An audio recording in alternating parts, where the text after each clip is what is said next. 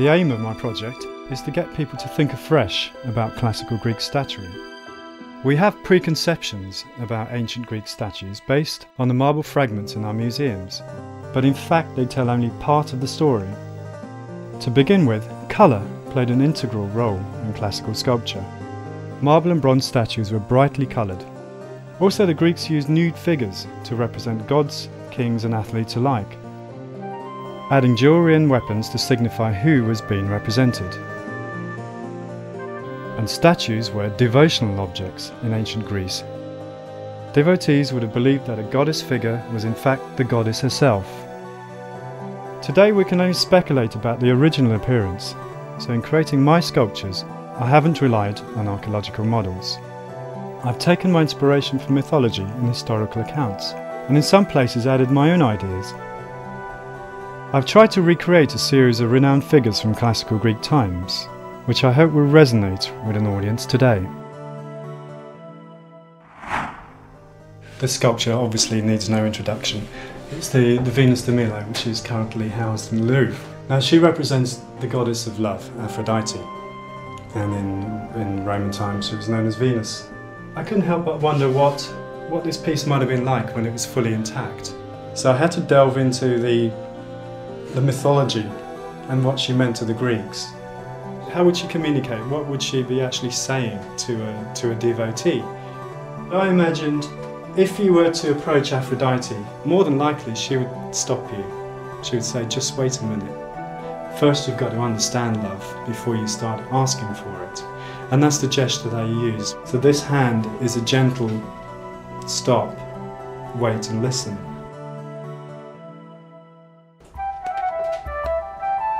Drawing is the first stage for composing the sculptures for me, and the drawings are derived from statue types, but the composition is mine. There are certain formalities which I'm trying to stay within the Greek portrayal of figurative art, and also the clothing and the drapery that are used. But I do feel I have a little bit of a license to bend that if the issue is strong enough. The more drawings you do, the more readily you begin to find the form.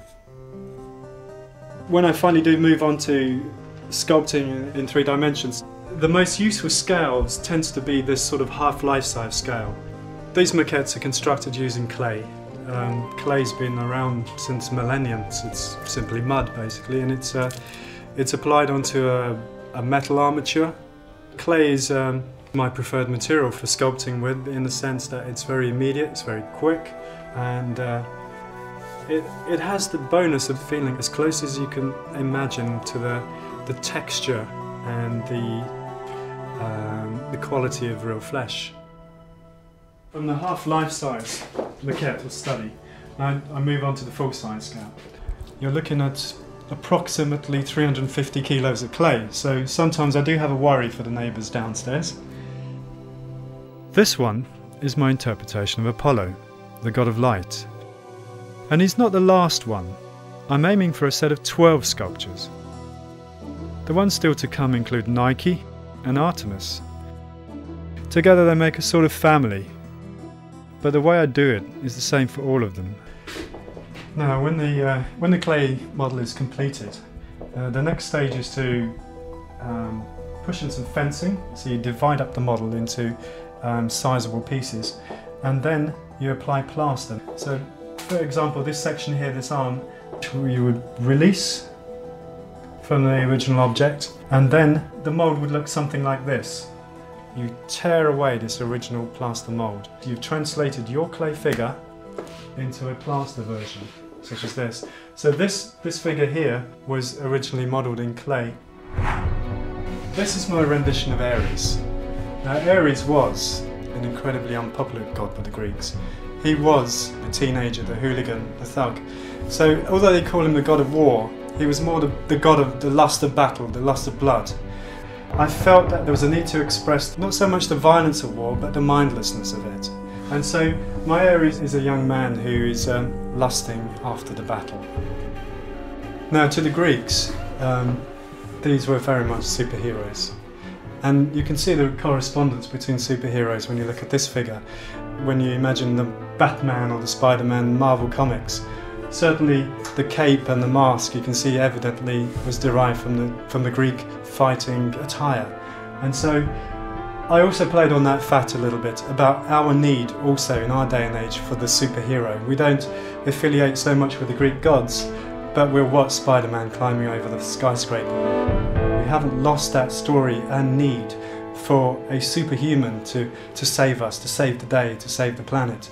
And I wouldn't trust this guy to save the planet, but it certainly is in the same vein as the superheroes were to the Greeks. Included in my set are characters who aren't gods, but actual historical figures, such as Phryne. She was courtesan to the kings. She dealt in the ancient currency to trade as sexual services. And my representation breaks with classical convention, because it depicts Phryne as a complete woman. The other historical figure is Diogenes the Cynic. He lived 300 years before Christ, and he rallied against the morality of his times. He got his message across through obscene behaviour, hence the gesture I've given him.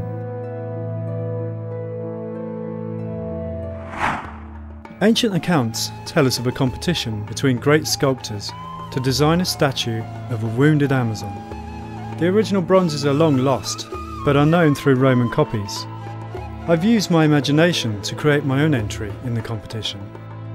I guess it's complementary to the known Amazons, and I've adapted her to be, I guess I would say, probably more formidable than the traditionally sculpted Amazons.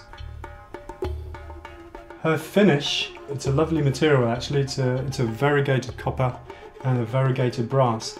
Now these are oxide colours. I suppose you can have it as a play on camouflage. And it also pertains to wounds. It has a lovely surface because it's a broken surface, so it allows her to be in a movement without actually moving. There's certain features which aren't complete. Her eyes need a cornelian set of eyes, and just round at the back here where her arm is reaching is where her mortal wound is, and I intend to make some coral blood which will be flowing from the wound.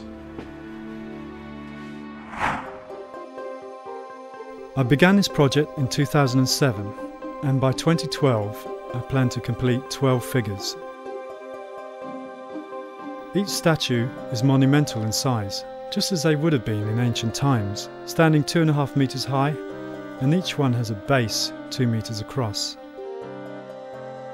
Don't need a large venue because I want to exhibit them as a single installation, rather like a cast of characters in a theatre. Overall, I want to help a modern audience gain a deeper understanding of what classical statues originally looked like, and to convey their religious significance as devotional objects. I've tried to adapt the genre of classical statuary to give it greater relevance to our times.